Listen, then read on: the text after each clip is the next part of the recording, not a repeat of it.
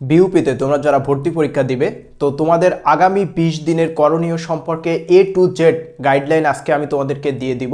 আর আমি কিন্তু যখন বিউপিতে পরীক্ষা দিয়েছিলাম তখন মাত্র 15 দিনের একটা প্রিপারেশন নিয়েছিলাম। তোমাদের জন্য সময় আছে এখনো পর্যন্ত 20 থেকে 25 দিন। সো আমি যদি 15 দিনের প্রিপারেশন নিয়ে বিউপিতে টপ করতে পারি তাহলে তুমি কেন পারবে না?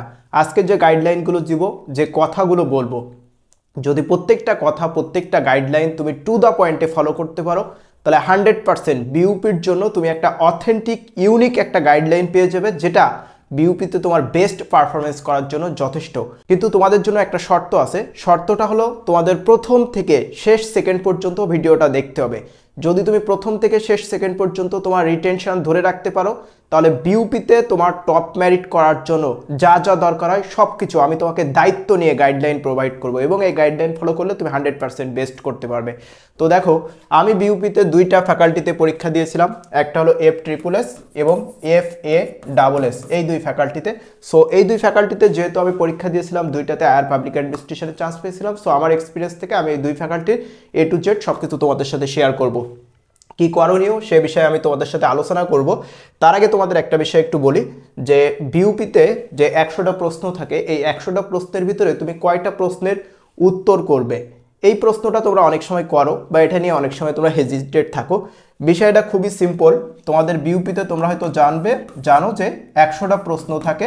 এখন তুমি যদি মনে করো যে না আমি তুমি যদি 80টা প্রশ্ন 80 প্রশ্ন যদি তুমি 100% যদি তুমি শিওর থাকো তাহলে তোমার জন্য কতটা প্রশ্নের আনসার করতে হবে?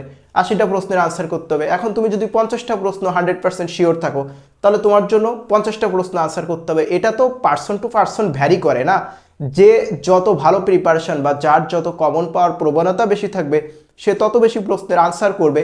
কিন্তু এখানে একটা সতর্কতা তোমাকে অবশ্যই মেনটেন করতে হবে। সতর্কতা হলো, যদি কোনো প্রশ্ন তোমার 60%-এর নিচে যদি তুমি ওই প্রশ্নটা নিয়ে যদি কনফিউজড থাকো বা কনফিউশন থাকে তোমার, সেক্ষেত্রে তুমি ওই প্রশ্নটা আনসার করবে না। যদি কোনো একটা প্রশ্ন নিয়ে তোমার কনফিউশন থাকে এবং তুমি যদি অনেকটাই কনফিডেন্স যদি তোমার পারে থাকে যে না এটা আমি প্রায় 60% শিওর এই প্রশ্নটার এটার আনসার হতে পারে, সেই প্রশ্নটা তুমি আনসার করবে। কারণ নেগেটিভ মার্ক কিন্তু খুব ভয়াবহ একটা জিনিস। দেখা গেল তুমি 60টা প্রশ্নের রাইট আনসার করতে পেরেছো কিন্তু তুমি বাকি 100টা প্রশ্নেরই আনসার করে আসছো, তোমার ওইখানে কিন্তু নেগেটিভ মার্কের কারণে অনেক মার্ক কমে যাবে, যেটা তোমার চান্স না পাওয়ার একটা বড় কারণ হতে পারে। সো এই বিষয়ে তোমার সতর্ক থাকতে হবে। পার্সন টু পার্সন ভ্যারি করবে কে কয়টা প্রশ্নের উত্তর করবে। আচ্ছা, সম্ভাব্য কাটমার্ক কত হতে পারে? তোমরা হয়তো জানো যে বিউপিতে 100টা প্রশ্ন থাকে। এখন এইখানে আমি প্রথমত যে কথাটা বলবো, তোমাকে 60+ মার্ক পাওয়া লাগবে। এখন 60+ মার্কই তোমার জন্য যথেষ্ট না। 60+ মার্কই তোমার জন্য যথেষ্ট না। কেন যথেষ্ট না? কারণ তোমরা হয়তো জানো যে এই যে 100 মার্ক, এই মার্কটা কিন্তু তোমার কনভার্ট হবে 55-এ।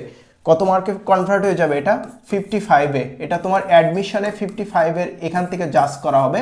আর বাকি 45% তোমার এইচএসসি এবং এসএসসি রেজাল্টের উপর কিন্তু ডিপেন্ড করবে। সো এসএসসি এবং এইচএসসি রেজাল্ট যদি তোমার দুইটাই জিপিএ 5 থাকে তাহলে তো তুমি এই 40% মার্ক পেয়ে গেছো, তাই না? এখন তোমার যদি রেজাল্ট কম থাকে তাহলে তোমাকে কি করতে হবে? এই যে 55% মার্কে কনভার্ট হবে টোটাল 100 মার্ক, সো এই জায়গায় তোমার মার্ক বেশি পেতে হবে। এখন এই 55-এর ভিতরে তোমাকে কত পেতে হবে? মিনিমাম তোমার এইখানে 30+ মার্ক তোমার পাওয়া লাগবে। এই যে 55% অর্থাৎ যে 100 মার্ক যে 55-এ কনভার্ট হবে, এখানে তোমাকে মিনিমাম 30+ মার্ক পাওয়া লাগবে। এখন আমি পৃথকভাবে তোমাদের FSSS এবং FASS কোন ফ্যাকাল্টির জন্য কি করণীয় আমি সেই বিষয় সম্পর্কে তোমাদের একটু বিস্তারিত আলোচনা করব। এখন এইখানে তোমাকে একটা আমি সাজেশন দিয়েছি, সাজেশনটা খুবই ইউনিক, খুবই এক্সক্লুসিভ, একটু মনোযোগ সহকারে দেখতে হবে। দেখো, FSSS এই ফ্যাকাল্টির প্রশ্ন যদি তুমি বিশ্লেষণ করো তাহলে FASS এই ফ্যাকাল্টির সাথে একটা ভিন্নতা পাবে। সম্পূর্ণ দুই ফ্যাকাল্টির প্রশ্ন সম্পূর্ণ ভিন্ন, দুই ফ্যাকাল্টির প্রশ্নের টপিকসও সম্পূর্ণ ভিন্ন। সো তোমাকে ভিন্ন ভিন্নভাবেই প্রিপারেশন নিতে হবে। তুমি কখনোই এমনটা মনে করবে না যে আমি FASS এই ফ্যাকাল্টির জন্য প্রিপারেশন নিচ্ছি, এটাই আমার FSSS এর জন্য এনাফ, কখনোই না। কিংবা তুমি FSSS এর জন্য প্রস্তুতি নিচ্ছ, এটাই তোমার FASS ফ্যাকাল্টির জন্য এনাফ, কখনোই না। আমি তোমাকে সেটা দেখাবো। দেখো, আমি তোমাকে FSSS এর জন্য কিছু স্পেশাল টপিকস বলছি, এই টপিকস থেকে বিউপি প্রশ্ন করার এখন টেন্ডেন্সি অনেক বেশি। যেমন জেন্ডার, লাস্ট ইয়ারেও জেন্ডার থেকে 2 থেকে 3টা প্রশ্ন আসছে। এফ ট্রিপল এস, কোন ফ্যাকাল্টির কথা বলছি? F triple S. ফ্যাকাল্টির জন্য উল্টে পাল্টে না যায়, যে ফ্যাকাল্টির যা গাইডলাইন বলবো সেই ফ্যাকাল্টির জন্য সেটাই তোমাকে ফলো করতে হবে।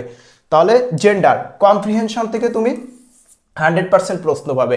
কারেক্ট স্পেলিং প্রচুর প্রশ্ন করে।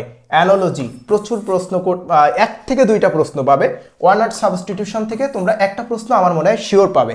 এখন কথা হলো যে ইংরেজির জন্য তো 40টা প্রশ্ন হয়, প্রায় 30টা টপিক্স থেকে প্রশ্ন আসে। তাহলে এই 30টা টপিক্সের মধ্যে আমি এই টপিক্সগুলো কেন হাইলাইট করছি?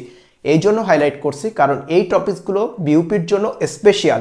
আর তুমি যদি মনে করো যে synonym, antonym, identify correct sentence, fill in the gap আকারে যেটা আসে, ঠিক আছে, এই যে টপিকসগুলো এগুলোতে তো প্রত্যেকটা বিশ্ববিদ্যালয়ে 100% প্রশ্ন হয়, তাই না? আইডেন্টিফাই পার্টস অফ স্পিচ, কোনো বিশ্ববিদ্যালয় আছে যে এই টপিকসগুলো থেকে প্রশ্ন হয় না? সো এগুলোর উপর তো তোমার প্রিপারেশন নিতে হবে, এটা সব বিশ্ববিদ্যালয়ের জন্য। আর তোমরা বিউপির জন্য যখন প্রিপারেশন নাও তখন সাধারণত দেখা যায় যে তোমরা বিউপিকে টার্গেট করে খুব বেশি দিন প্রিপারেশন কেউ রাখো না। হয়তো তোমার টার্গেট হলো তোমার ঢাকা বিশ্ববিদ্যালয়, হয়তো তোমার টার্গেট রাজশাহী বিশ্ববিদ্যালয়, জাহাঙ্গীরনগর, চট্টগ্রাম বিশ্ববিদ্যালয়। কিন্তু বিউপিতে যেহেতু প্রথম একটা পরীক্ষা হচ্ছে, তোমার রেজাল্ট ভালো, তুমি চাচ্ছ না আমি বিউপিতে একটা পরীক্ষা দিয়ে দেখি, তারপর যদি ভালো হয় হয়তো তুমি ভর্তি হয়ে যাবে। সো তুমি যে বিশ্ববিদ্যালয়কে টার্গেট করে প্রস্তুতি নিচ্ছ না কেন সেটা কিন্তু তোমার জন্য ইম্পর্টেন্ট, ওইগুলা থেকেও প্রশ্ন আসবে। কিন্তু বিউপির জন্য তোমাকে আমি কিছু স্পেশাল টপিকস কিন্তু এখানে রাখছি, এগুলোর প্রতি তোমাকে হাইলাইট করতে হবে। যদি বিশ্বাস না হয় বিগত সালের প্রশ্ন অ্যানালাইজ করো, অ্যানালাইজ করলেই তুমি এই বিষয়টা বুঝতে পারবে। এরপর দেখো তোমাদের এফ ট্রিপল এস এর ক্ষেত্রে সাধারণ জ্ঞানের কিছু বিষয়ে তোমাকে সতর্কতা অবলম্বন করতে হবে। তার আগে আরও একটা কথা তোমাদেরকে বলে রাখি যে এফ ট্রিপল এস এই ফ্যাকাল্টিতে কিন্তু গ্রামার থেকে প্রচুর প্রশ্ন করবে, টেক্সট বুক থেকে খুব একটা বেশি প্রশ্ন আসবে না। কিন্তু এফ এ ডাবল এস এই ফ্যাকাল্টিতে কিন্তু টেক্সট বুক থেকে প্রচুর প্রশ্ন করবে, বোধ সেটা ইংলিশ আর বাংলা দুইটার ক্ষেত্রেই টেক্সট বুক থেকে তুমি প্রচুর প্রশ্ন পাবে এফ এ ডাবল এস এই ফ্যাকাল্টিতে। আর এফ ট্রিপল এস এখানে কিন্তু গ্রামেটিক্যাল প্রশ্নগুলো অনেক বেশি পাবে। সো এই দুই ভিন্নতার জন্য তুমি বুঝতে পারো, এই দুই ভিন্নতা অনুযায়ী জন্য তুমি প্রিপারেশন নাও। আর দেখো আমরা কিন্তু বিউপিকে টার্গেট করে একটা মডেল টেস্ট ব্যাচও কিন্তু আমরা চালু করেছি, যেখানে 20 সেট কিন্তু আমরা তোমাদের মডেল টেস্ট এক্সাম নিব। এবং এইখানে যদি তুমি 20 পরীক্ষা দাও তাহলে বিউপিতে ইনশাল্লাহ 20 বার পরীক্ষা দেওয়ার এক্সপিরিয়েন্স পেয়ে যাবে। ডেসক্রিপশন বক্সে দেখো একটা নমুনা প্রশ্ন গুগল ফর্ম দেওয়া আছে, তোমরা চাইলে এখানে ফ্রিতে 1 সেট পরীক্ষা দিতে পারো। পরীক্ষা দেওয়ার পরে যদি তোমার মনে হয় যে না আমি এমন আরও 19টা মডেল টেস্টে পরীক্ষা দিব, সেক্ষেত্রে তোমরা আমাদের এক্সাম ব্যাচের সাথে অ্যাড হবে। স্ক্রিনে যে নাম্বারটা দেখতে পাচ্ছ এই নাম্বারে যোগাযোগ করবে। তো দেখো আমি তোমাদের এফ ট্রিপল এস ফ্যাকাল্টির জন্য কিছু বিষয়কে হাইলাইট করেছি, এটা সব বিশ্ববিদ্যালয়ের জন্য ইম্পর্টেন্ট। যেমন তুমি অ্যাডমিশন প্রস্তুতি যখন নিচ্ছ তখন ক্রিকেট এবং ফুটবল সম্পর্কের জন্য তোমার আইডিয়া থাকে, মানে রিসেন্ট অ্যাচিভমেন্টগুলো, কোন খেলোয়াড় কোন অ্যাচিভমেন্ট আছে, কবে কোন খেলা, বিশ্বকাপ খেলাগুলো বিশেষত অনুষ্ঠিত হতে যাচ্ছে, এগুলোর জন্য তোমার ভালো ধারণা থাকে। সংবাদপত্র, কোন সংবাদপত্র কোন দেশভিত্তিক, এবং পুরস্কার, নোবেল পুরস্কার থেকে শুরু করে সংবাদপত্রের বা সাহসিকতার জন্য কোন পুরস্কার দেওয়া হচ্ছে, মানবাধিকারে কোন পুরস্কার দেওয়া হচ্ছে, চলচ্চিত্রে কোন পুরস্কার দেওয়া হচ্ছে, এ সম্পর্কের জন্য তোমার একটা ক্লিয়ার আইডিয়া থাকে। আচ্ছা, মহাকাশ এবং সৌরজগৎ এই দুইটা বিষয়ে তোমাকে জানতে হবে। সৌরজগতের যে স্তর আছে, সৌরজগতের যে গ্রহগুলো আছে, কোন গ্রহ সম্পর্কে তো অনেক ইনফরমেশন আছে, সব ইনফরমেশন জন্য তোমার জানা থাকে। অ্যাব্রিভিয়েশন জিনিসটা হয়তো অনেকেই বুঝতে পারোনি। যেমন বিউপিতে লাস্ট ইয়ারে একটা প্রশ্ন আসছিল যে বেজা এটার ফুল মিনিংসটা কি।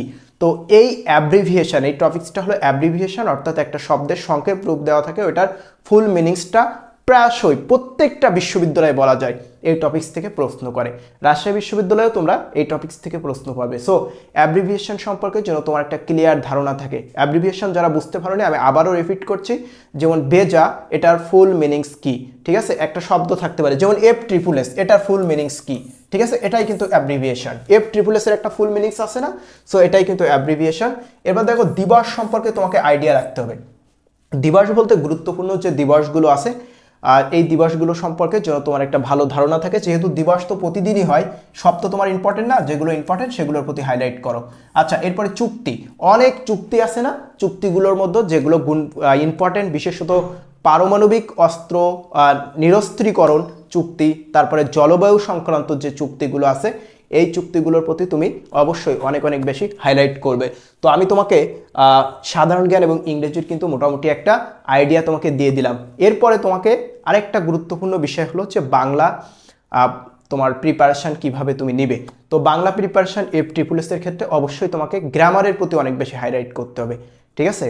বাংলা গ্রামারের প্রতি অনেক বেশি হাইলাইট করতে হবে। FASS এই ফ্যাকাল্টির জন্য বাংলা প্রথম পত্র এবং সহপাঠের প্রতি অনেক বেশি তোমাকে হাইলাইট করতে হবে। দুইটা ফ্যাকাল্টির প্রশ্ন কিন্তু ভিন্ন ভিন্ন হবে। এই ফ্যাকাল্টিতে দেখবা গ্রামার থেকে প্রশ্ন করছে, ওই ফ্যাকাল্টির বাংলা প্রথম পত্র কিংবা সহপাঠ হাইলাইট করছে, দুইটা ভিন্ন ভিন্ন প্রশ্ন করবে। আচ্ছা, FSSS আরও একটা গুরুত্বপূর্ণ বিষয় হলো যে FSSS কিন্তু আন্তর্জাতিক পাঠ থেকে হিউজ প্রশ্ন করে। 40টা প্রশ্নের মধ্যে তুমি 25 থেকে 30টা প্রশ্ন পাবে আন্তর্জাতিক বিষয়বলী থেকে। আর FASS এই ফ্যাকাল্টিতে তুমি বাংলাদেশ বিষয়বলী থেকে প্রশ্নটা বেশি পাবে। সো দুইটার প্রশ্ন প্যাটার্নের ভিতরে কিন্তু দেখো একটা ভিন্নতা আছে। একটা বাংলাদেশকে হাইলাইট করছে, একটা আন্তর্জাতিক ইন্টারন্যাশনাল অ্যাফেয়ার্সকে হাইলাইট করছে, একটা বাংলা প্রথম পত্র কিংবা ইংরেজি তোমার যে টেক্সট বুককে হাইলাইট করছে, অন্য ফ্যাকাল্টি কিন্তু গ্রামারের প্রতি হাইলাইট করছে। দুই ভিন্নতাটা যদি তুমি বুঝতে পারো তাহলে তুমি দুই ফ্যাকাল্টির জন্য ইউনিক ওয়েতে প্রিপারেশন নিতে পারবে। তোমরা প্রিপারেশনটা আসলে কিভাবে নাও, যে পৃথিবীর কোন দেশের কেন্দ্রীয় ব্যাংকের নাম কি, সমুদ্র বন্দরের নাম কি, মুদ্রার নাম কি, তো এগুলো কি খুব বেশি ইম্পর্টেন্ট? এখন কিন্তু প্রশ্ন এইভাবে আসে না।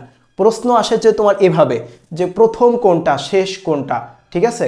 বিভিন্ন সূচকে শীর্ষে কোনটা, যেমন পৃথিবীর প্রথম বিশ্ববিদ্যালয় কোনটা, উপমহাদেশের প্রাচীন বিশ্ববিদ্যালয় কোনটা, এই জাতীয় প্রশ্নগুলো কিন্তু আসে। সো এই প্রশ্নের প্যাটার্নটা তোমাকে অবশ্যই বুঝতে হবে। আচ্ছা, FSSS এর ক্ষেত্রে আমি তোমাকে আরও কিছু গুরুত্বপূর্ণ কথা বলবো। যেমন তোমাদের অবশ্যই বাংলা প্রথম পত্র, ইংরেজি টেক্সট বুক, বাংলা প্রথম পত্র প্লাস সহপাঠের প্রতি হাইলাইট করবে। সাম্প্রতিক বিষয়ের প্রতি যদি FSSS এর সাম্প্রতিক বিষয় থেকে বেশি আসে তাহলে FASS এ কম আসবে, আর FASS এ সাম্প্রতিক বিষয়ের থেকে বেশি প্রশ্ন আসলে FSSS এ কম আসবে। সো তোমাকে পড়তে হবে, তুমি যে ইউনিটেই পরীক্ষা দাও না কেন তোমাকে পড়তে হবে, কারণ এটা ইয়ার টু ইয়ার চেঞ্জ করে, ঠিক আছে? সো এই চেঞ্জটার জন্য তুমি বুঝতে পারো। আমি তোমাকে যে গাইডলাইনগুলো দিলাম, যে প্রশ্ন অ্যানালাইজেশনটা তোমাকে বললাম, এটা যদি তুমি টু দ্য পয়েন্টে ফলো করো 100% তুমি বেস্ট করতে পারবে। আর আমাদের সাথে থাকো, আমাদের সাথে থাকলে ইনশাল্লাহ বিউপির জন্য তুমি একটা ইউনিক এক্সক্লুসিভ প্রিপারেশন নিতে পারবে।